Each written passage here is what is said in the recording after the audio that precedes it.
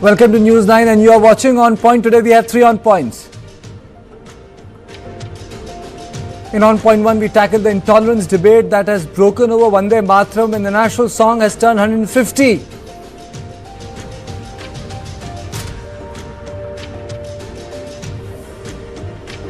On Point 2 tackles SIR effect on Bihar polls. Did it spur higher turnout?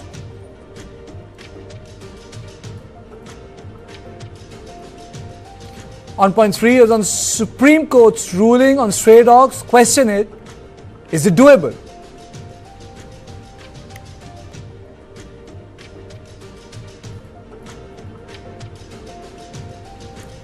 Let's take a quick look at the headlines.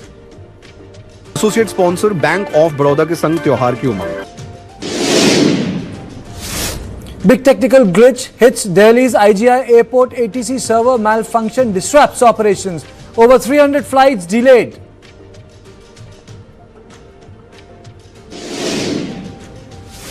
Prime Minister Modi targets RJD at Aurangabad rally, says RJD kept Bihar in darkness while NDA provided electricity to people.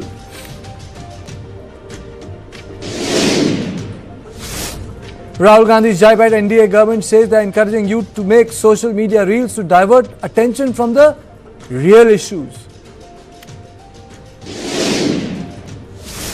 Karnataka CM announces sugarcane formula. Factory owners directed to pay rupees 3,200 per ton to the farmers.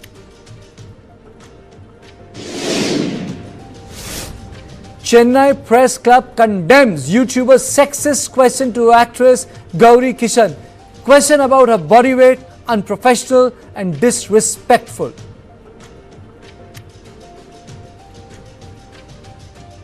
Associate sponsor Bank of Baroda के संग त्योहार की उमंग. November 7th, 2025 marks the 150th anniversary of Vande Mataram, India's national song that became a rallying cry during the freedom movement. To commemorate the milestone, Prime Minister Narendra Modi inaugurated the year-long nationwide celebration at the Indira Gandhi Indoor Stadium in national capital. Addressing the gathering, Prime Minister Modi said the words Vande Mataram embody a timeless energy that unites and empowers the nation. Written by Bankim Chandra Chatterjee, the hymn was first published in the literary journal Banga Darshan on 7th November 1875. Later, it was included in Chatterjee's novel Anand Math and set to music by Rabindranath Tagore, who performed it at the 1896 Indian National Congress session in Calcutta. Vande Mataram transformed into a symbol of India's anti-colonial resistance. When Anand Math was serialized in Banga Darshan in 1881, the song gained prominence, and by 1905, it had become a unifying slogan during the Swadeshi and anti-partition movements. It resonated across Bengal, Punjab and Maharashtra, binding Indians through a shared cry for freedom. Alarmed by its influence, the government at that time, British, attempted to suppress the anthem. Colonial circulars banned the song in educational institutions, and students in Rangapur, Bengal were fined for singing it. Despite restrictions, it echoed at mass gatherings, becoming an emblem of defiance. In 1907, Madam Bikaji Kama unfurled an early version of the Indian tricolour in Stuttgart, Germany, with Vande Mataram inscribed on it. Despite its adoption as a pan-Indian war cry, it became mired in controversy. Anand Math's Durga's motherland imagery alarmed the Muslim League. Others objected to the references to the Hindu goddess. In October 1937, only the first 2 stanzas, 3 of these references were adopted as the national song by Congress in Faizpur session. After independence, Vande Mataram was formally acknowledged for its historic role in freedom struggle. On 24 January 1950, President Dr. Rajendra Prasad announced that while Jana Gana Mana would serve as the national anthem, Vande Mataram would hold equal status of honor as the national song. The Constituent Assembly adopted this resolution without debate. Today, Vande Mataram is again in the eye of storm. On Friday, Prime Minister Narendra Modi said that the Congress had torn Vande Mataram apart. Prime Minister Modi, who recited the full hymn on Friday morning, accused the Congress of removing important stanzas from the original Vande Mataram while adopting it during the party's 1937 session. Modi said the decision not only broke the song into pieces, but also sowed the seeds of partition. Vande Mataram से जुड़ा एक और विषय है जिसकी चर्चा करना उतना ही आवश्यक है। आजादी की लड़ाई में वंदे मातरम की भावना ने पूरे राष्ट्र को प्रकाशित किया था, लेकिन दुर्भाग्य से 1937 में वंदे मातरम के महत्वपूर्ण पदों को, उसकी आत्मा के एक हिस्से को अलग कर दिया गया था। वंदे मातरम को तोड़ दिया गया था, उसके टुकड़े किए गए थे। वंदे मातरम के इस विभाजन ने देश के विभाजन के बीज भी बो दिए थे। राष्ट्र निर्माण का ये महामंत्र, इसके साथ ये अन्याय क्यों हुआ, ये आज की पीढ़ी को भी जानना जरूरी है, क्योंकि वही विभाजनकारी सोच देश के लिए आज भी चुनौती बनी हुई है। The Congress was quick to hit back at the BJP. Congress President Mallikarjun Kharge accused the BJP and RSS, saying that those celebrating Vande Mataram's anniversary had never sung it in their offices or shakhas. And I quote Mallikarjun Kharge verbatim. He said Congress has been the proud flag bearer of Vande Mataram. He said ironic that RSS and BJP have never sung Vande Mataram or Jana Gana Mana in their shakhas or offices. Instead, they continue to sing Namaste Sada Vatsale, glorifying their organization. Kharge said since its founding in 1925, RSS has avoided Vande Mataram despite its universal's appeal and reverence. He said not once in its text or literature does the song find mention. On Friday, Maharashtra Samajwadi Party MLA Abu Asim Azmi turned down an invitation from Mumbai BJP unit president Amit Satam to join a mass recital of Vande Mataram near his residence, stating that Muslims cannot recite the song because some verses are tied to worship and prayers. Now the big question is, why should a community refuse to sing the national song? Why did Congress drop significant verses from Vande Mataram? And when, and I must put this on record, we didn't had our independence. And Congress at that time was an umbrella party of many parties fighting for independence. Third, why has Vande Mataram triggered a war of words after 150 years? And what is objectionable about singing a national song praising the motherland? Imagination. Let me straight away go to Professor Ashwani Kumar on this. Sir, how do we locate this controversy? Why has this controversy erupted after 150 years? And why is there so-called competition between Jana Gana Mana and Vande Mataram again and again? I think if you just look at the history of Vande Mataram, I would speak also as a poet, as a practicing poet and political scientist. I think it is also, a kind of unfortunate situation that, on the eve of the 150th celebration of a song, of a poem, which actually speaks of not narrow nationalism, but it speaks of the larger humanity, that it speaks of what Gandhi said, a rare beauty, and also the purest spirit of patriotism, quote Gandhi. So I think if you look at in the Gandhian spirit, Vande Mataram, any debate, any controversy on Vande Mataram is unfortunate. I think Vande Mataram, compared to if you look at in a formal, we have a national anthem covered under National Honours Act. But if you look at, Vande Mataram, the history, is a non-ideological poem which acquired, the character of a decolonial struggle, anti-imperialist struggle, united India, and also it speaks of the larger truth of our civilizational unity, cohesion.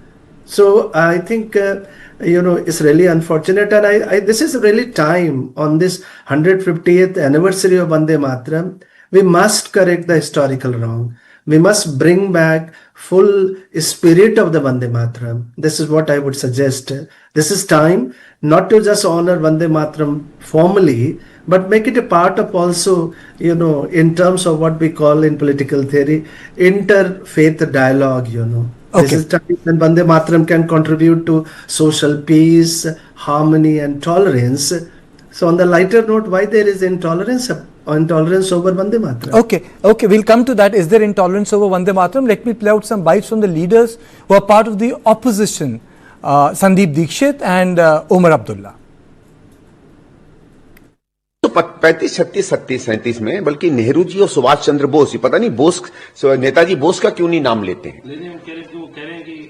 Netaji Bose ने दोनों ने मिलके ये कहा कि हम क्या पूरी कविता गाएं, और इसलिए जब ये पत्र लिखा गया रविंद्रनाथ टैगोर को कि भाई इसमें से कौन से स्टैंजा हम रखें कौन से नहीं रखें, उसमें पंडित नेहरू और नेताजी सुभाष चंद्र बोस दोनों की शिरकत थी। नेताजी का नाम क्यों भूल जाते हैं? क्योंकि नेताजी को भी ये सांप्रदायिक दिखाना चाहते हैं ना, ये चाहते, इनको तो ऐसा लगता है कि हो सकता है आरएसएस के ही रहे हो नेताजी, तो इनकी हिम्मत नहीं सच बोलने की। इन दोनों नेताओं ने कहा तब रविंद्रनाथ टैगोर जी ने, और रविंद्रनाथ टैगोर में आप इस तरीके का कोई सवाल नहीं उठा सकते कि वो सांप्रदायिक थे या वो अपीजमेंट वाले थे। उन्होंने सजेस्ट किया कि ये पहले 2 या 3 स्टैंजास जो हैं वो अपने में ही बहुत मां भारती की वंदना करते हैं, वो पर्याप्त है। और एक चीज याद रखिएगा, कोई भी गीत जिसको राष्ट्रीय स्तर पर या किसी अधिवेशन में गाया जाता है 10-10, 5-5, 8-8 मिनट नहीं गा सकते। ये फैसले इलेक्टेड गवर्नमेंट पे छोड़े जाने चाहिए। तालीम की वजीर हैं, वो ये फैसला ले सकती हैं। हमारे कामकाज में किसी को दखल नहीं देना चाहिए। Okay, so that was a diplomatic answer by Omar Abdullah. I am also joined by Siddharth Yadav, spokesperson BJP, Sujata Paul, spokesperson Congress. Thank you both of you. Let me take one more question from Professor Ashwani Kumar, and then we start this debate and conversation. And Professor, you stay with me. So you said that there is an intolerance when it comes to Vande Mataram. My question is slightly different. It's about Vande Mataram is also about imagination of the country as a motherland. Do you think it still continues to be contested?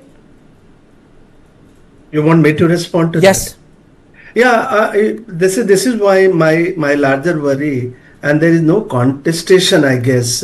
When you speak of Vande Mataram, you just look at, the very historiography of our patriotism. I'm making a difference between narrow nationalism of a European variety and a civilizational concept of Indian patriotism, which is a much larger, idea compared to the European idea. In that sense, Vande Mataram is much more than just, a song. It also captures the spirit of a civilization, a robust, vibrant civilization, and an inclusive civilization. If you just go through, even if you look at, and I'm coming back to a straight point, the idea of Ma Kali, the idea of Ma Durga, the idea of Ma Kali Durga, if you just look at, the works done on revolutionaries, including Anushil and Samiti, nationalists of various kinds, they look at Kali and Durga perhaps, in a Sufi scent of larger humanity, the mother here, the mother when becomes, not a deity in the formal sense of a religious prescription. In that sense, Vande Mataram triggers that national awakening in terms of the civilizational unity, cohesion and peace in the subcontinent. So it's certainly, as a poet, I would say that if you start reacting to a poem which speaks of also bliss, just read. I mean, like those who are saying that, why first stanza, second stanza. I think what we call, this is a editorial view. Sorry, I mean, like I'm speaking to a very prominent editor, I think this editorialization of Vande Mataram is not a good idea. Capture the spirit of Vande Mataram in full. In that sense, Vande Mataram is synonymous as Gandhi. Nehru also believed in that, I mean, like Nehru also was hobbled and concerned about, rise of communalism. And that's a different story altogether. So we should not confuse it or fuse Vande Mataram with communalism of a certain kind. In fact, I would look at Vande Mataram and spread Vande Mataram as a form of inter-ethnic or faith dialogue, a dialogue that keeps India going, a conversation between people, That's something I would like to highlight. Okay. So let me straight away go to Siddharth. You stay with me, Siddharth Yadav and Sujata Paul. Siddharth, 150 years of Vande Mataram, and it has actually spawned a war of word between your party and Congress. Your opening comments, sir. No, Kartikeji, good evening to you and good evening to all your viewers. I don't think that there should be any controversy around it. What is history, and what is history is available to all of us. And I think when we quote something from the history, it is the right of all Indians to know what really happened. Vande Mataram was one clarion call, which was, with a slogan which echoed in India for all freedom fighters, upon which, singing which people lost their lives for the independence of our country. When it was being adopted as the national song of our country, why was one ideology or one person or one family or one sect in a party so adamant on their policy of appeasement that they chose to only take half of it as the national song? Is the question we ask today. And why should we not ask that question? We are celebrating the 150th year of Vande Mataram, and such a, in the history of our country, such appeasement happened that even the song which motivated crores, lakhs and crores of Indians to fight for their independence was, nitpicked because of a policy of appeasement. The questions have to be asked. It is out in open that who did so. It is out in open what was the pressure. And just for your viewers, in October 1938, Muhammad Ali Jinnah, the one ideologue, the one person, the one ideology which divided India on religious lines, had objected to Vande Mataram and had objected to the entirety of Vande Mataram. Based on those objections and to come down to the policy of appeasement, Jawaharlal Nehru chose that we will be keeping only the first two paragraphs. Why so? He wrote a letter to Jinnah. He wrote, in the works of Jawaharlal Nehru, in the book, he wrote that why he thought that the latter parts reflect an ideology, and we don't want that ideology. What ideology? Can people or should people have a problem singing Vande Mataram? It's the national song of our country. More so, Kartikeji, point number 2, the people who had the one ideology that had a problem with Vande Mataram might still continue to have so. We still see people in our country for the two selected portions, the two paragraphs which were adopted as the national song, people still think that they are not or they should not be singing those paragraphs. So what to do with that? At the end of the day, it is about our country. It's the national song of our country. And if we hail the motherland, or if we praise the motherland, or if this song brings joy and pride to our countrymen, it has to be respected and questions have to be answered, that why was appeasement politics so heavy, or why did Jawaharlal Nehru come down to the demands of Muhammad Ali Jinnah, and why was it not taken into entirety? So Jata, your response. The fact of the matter is that the Bharatiya Janata Party is only peddling lies. There was a committee which was formed, and this happened after Gurudev Rabindranath Tagore recited Vande Mataram at the Congress session in Calcutta in 1896.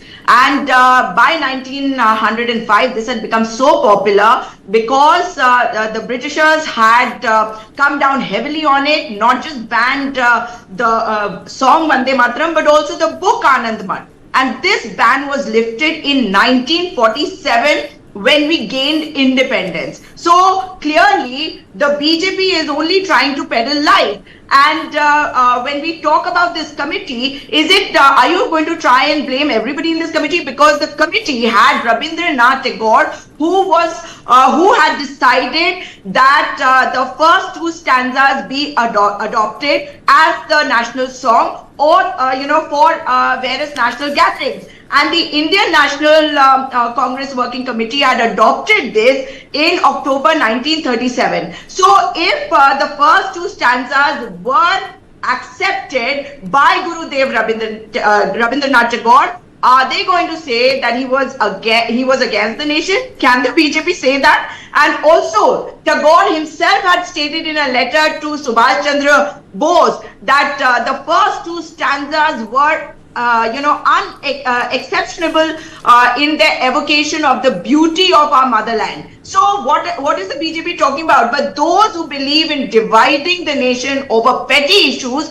will definitely bring this up. And in the end, I would just like to say that there have been many instances when we in school have been taught to recite the whole song, because this has been part of our assemblies. I don't know the present generation of the BJP WhatsApp university students, whether they were taught this in their schools after the BJP has come to power 11 years ago or not. That is for them to tell us. Okay. Siddharth, before I come to you, I have a question for the professor. Professor, is this issue of Vande Mataram, can we locate this issue as an imagination where it is a larger issue between cultural nationalism and civic nationalism, where India is imagined as a motherland, but there are some people who believe that it is a union of states? Is it a competing vision of India that is at the heart of this Vande Mataram controversy?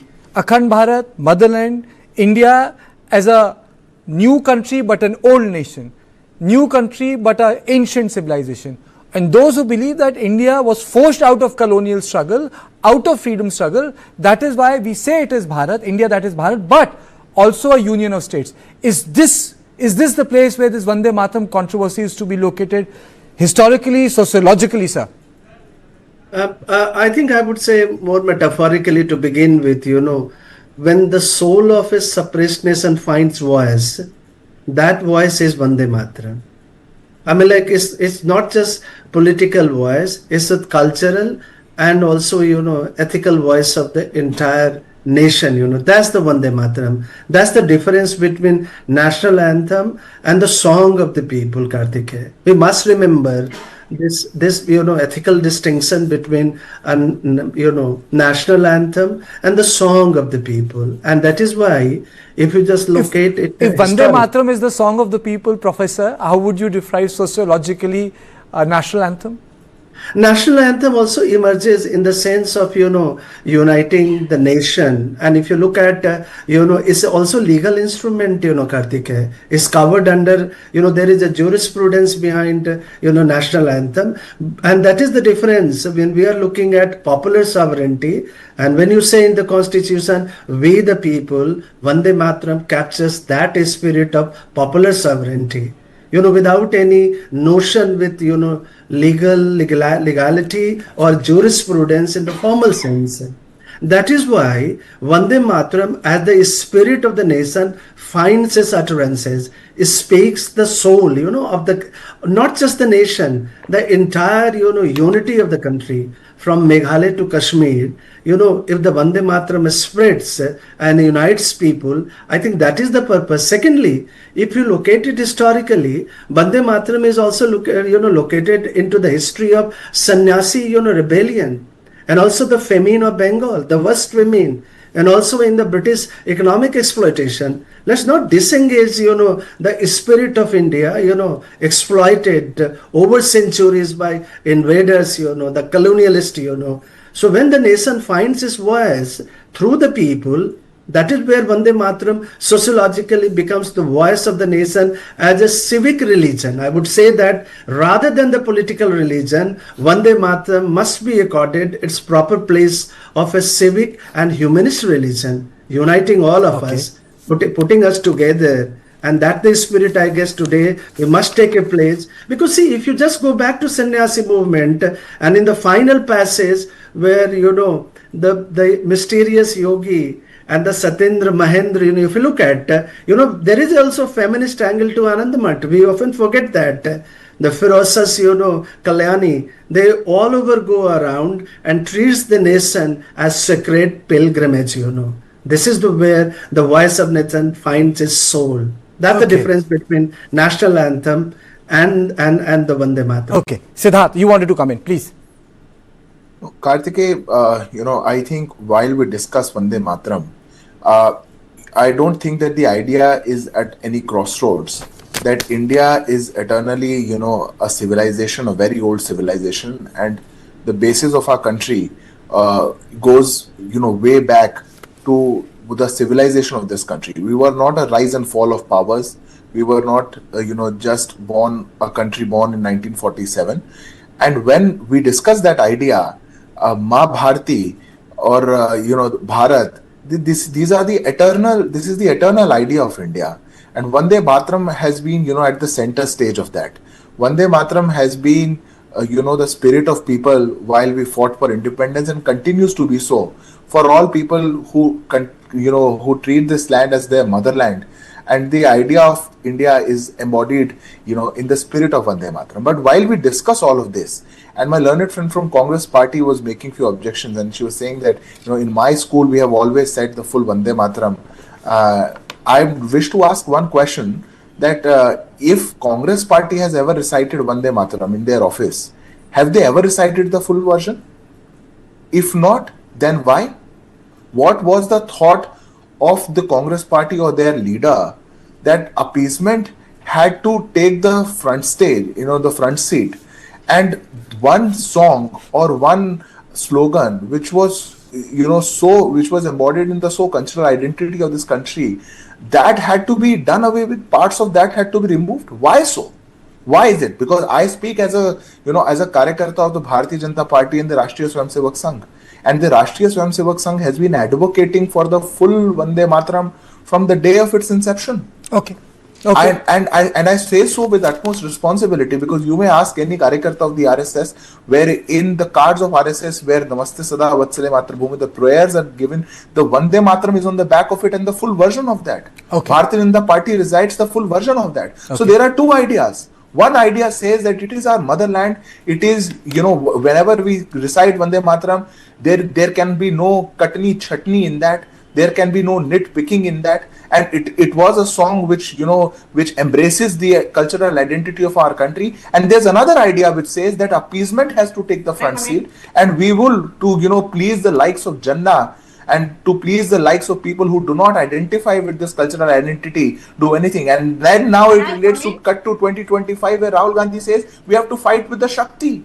Okay. There's a Shakti in Hinduism which we have to fight for. So did the fight against Shakti Jawaharlal Nehru? Okay. Is that what you are telling? Okay, Sujata, yes, you can come in. You can come in. Brought me in just to listen to the BJP? No, Sujata, don't say like that. I have given everyone chance. There is no point of doing this katak share on my show. You're going to give me? No. Give me the same amount of time. So you'll get the same amount of time, na? Please don't be judgmental. Thank you. Okay, now as far as the RSS is concerned, for 52 years, they did not hoist the national flag at their headquarters. And might I remind you that when Golwalkar was arrested in 1948 February, after that he was pleading obviously to Sardar Patel. And when the ban on the RSS, which was imposed on them after Mahatma Gandhi's assassination, was lifted, he was made to make three promises: that they would respect the constitution, they would hoist the national flag on Reshim Bagh, and thirdly, they would never participate in anything political. And they did it. Till when? Till the time Sardar Patel was alive. And after he died in December 1950, they stopped. So all rhetoric and all false. Can the BJP spokesperson tell me from 1925 till today, in which shakha in RSS at the headquarters have they sung the Vande Mataram other than Namaste Sada Vatsalam? They have all shakhas. All programs. I've never heard an RSS person sing it. And might I remind you that the committee which was formed, which decided that the first two stanzas would be included, had Rabindranath Tagore, had Maulana Azad, had Jawaharlal Nehru, had Subhash Chandra Bose, and had Acharya Deva. How many stanzas were there? And can you recite those stanzas now? I can recite those. So the fact of the matter is that when we talk about Vande Mataram, it begins from our heart, it resides in our heart. But the BJP and the RSS only wish to divide the country by talking about Vande Mataram, but they forget that when the country attained freedom, Dr. Rajendra Prasad had said that the national song would be accorded the same amount of respect as the national anthem. Can they deny that? These are Kartikeya facts ji, from just give me history 10 that they seconds. should be quoting rather than trying to divide people of the country. Yes, Siddharth.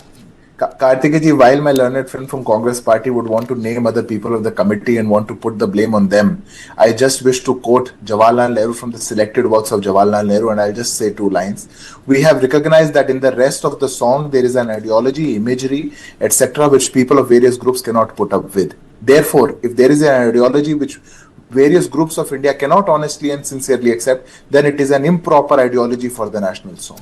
What improper ideology? What ideology do you speak of? Do you speak of the Shakti? Do you speak of Vande Mataram as the motherland? Do you speak of Mahabharati? Do you speak of Durga? This is the Shakti Rahul Gandhi is fighting against? This is what you do? Point number 1. Point number 2, when you say, madam, that the Rashtriya Swayamsevak Sangh or the Bharatiya Janata Party doesn't recite Vande Mataram, I invite you to any event of the Rashtriya Swayamsevak Sangh. All events end with Vande Mataram. All event and the full version of it, not the Congress's version of it, not Jawaharlal Nehru's appeasement version of it. The full version of Vande Mataram sung by Rabindranath Tagore. The full version of Rabindranath of Vande Mataram, which was sung by all Indians who lost their lives while they were fighting for the independence of this country. Not the one accepted in 1937 by Jawaharlal Nehru for the appeasement politics. Not the one accepted by Jawaharlal Nehru on the request of Muhammad Ali. We are a civilizational country. Sujata, let him complete. Let him complete. I give you all the time. You are attacking Sujata, I'll give you all the time. Now, let him complete. And when my learned friend would want to quote Rabindranath Tagore again and again, I have another letter in front of me. When Subhash Chandra Bose was advocating for the full version, Jawaharlal Nehru wrote a letter to Subhash Chandra Bose and to Rabindranath Tagore to filter out Vande Mataram. It was at behest of Jawaharlal Nehru, the one who chose appeasement politics, and Congress party who continues to choose appeasement politics and put nationalism, the civilizational nationalism of our country on the back seat. Okay, Sujata, before I come to you, Professor, can we particularize this conversation between Subhash Chandra Bose, Jawaharlal Nehru, and Rabindranath Tagore? I think if you put Tagore into the company of these two politicians, you are doing injustice to a great poet and a great thinker. Tagore was not diplomatic when Tagore insisted, rather than you remember the letter that Gandhi wrote and Nehru wrote. What he says, quote unquote, he says the word perhaps diplomatically, and it's a term very mild, irritates Muslims. So that word irritation should not be stressed too far to just destroy the spirit of a civilizational unity, self-sacrifice, So there is a larger, what I refer to, in a decolonial struggle across Latin America, Africa and India. We must recognize that Vande Mataram is also very cosmopolitan in the nature, That's where there is a whole ethics of Vande Mataram that poets like Subramanyam Bharati, Ramdhari Singh Dinkar, Maithili Saran Gupta, they recognized Vande Mataram and eulogized Vande Mataram as Mahabharati. That Mahabharati is that spirit of eternal love, compassion, that ethics, what we call in Greek political theory, virtue ethics. I guess, this is why Vande Mataram, मैं आग्रह करूंगा कि वंदे मातरम जैसे हमारे learned, esteemed, Bihar governor Arif साहब ने वंदे मातरम को translated in Urdu. Let me read, 2 lines from there. तेरे कदमों में मेरी जन्नत है, तस्लीमात माँ. Just look at Vande Mataram. Is agnostic to Juban, is agnostic to any religion or any caste and community and creed. That is the beauty of Vande Mataram. So rather than having controversy on Vande Mataram, let us take that in spirit what Arif Muhammad Sahib refers to. In that sense, is that Sufi Juban in the language, Vande Mataram spreads love, sympathy, humanity, compassion, and also the eternal voice of India as a civilization. Okay, Sujata, then I close the show.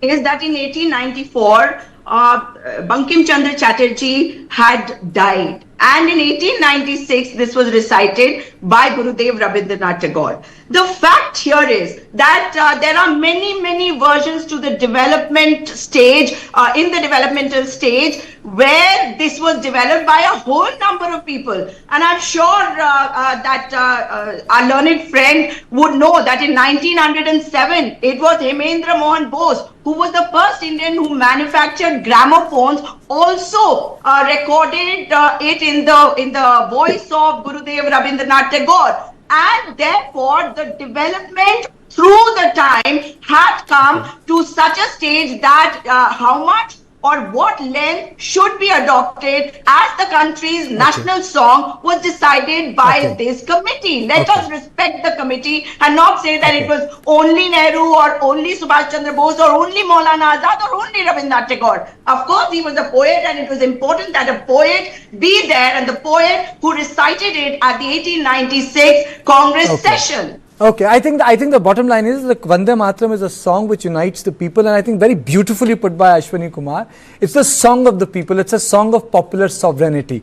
I think that's how Vande Mataram has to be imagined by every Indian. Thank you all of you for joining me on this conversation on Vande Mataram. So this was on point 1. On point 2, we will discuss whether SIR positively affected the turnout in the first phase of assembly elections. Did it lead to a spur in a higher voter turnout? But after a short break.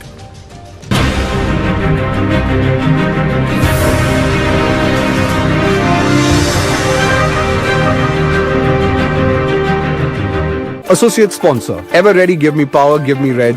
आप हमें जानते नहीं पर मानते हैं। पता है health insurance आपकी फैमिली के लिए कितना जरूरी है? इतना जरूरी है कि भारत सरकार ने इस पे जीएसटी पूरी तरह से हटाकर 0 कर दिया है। पॉलिसी बाजार पर अब 1 करोड़ का हेल्थ इंश्योरेंस सिर्फ 550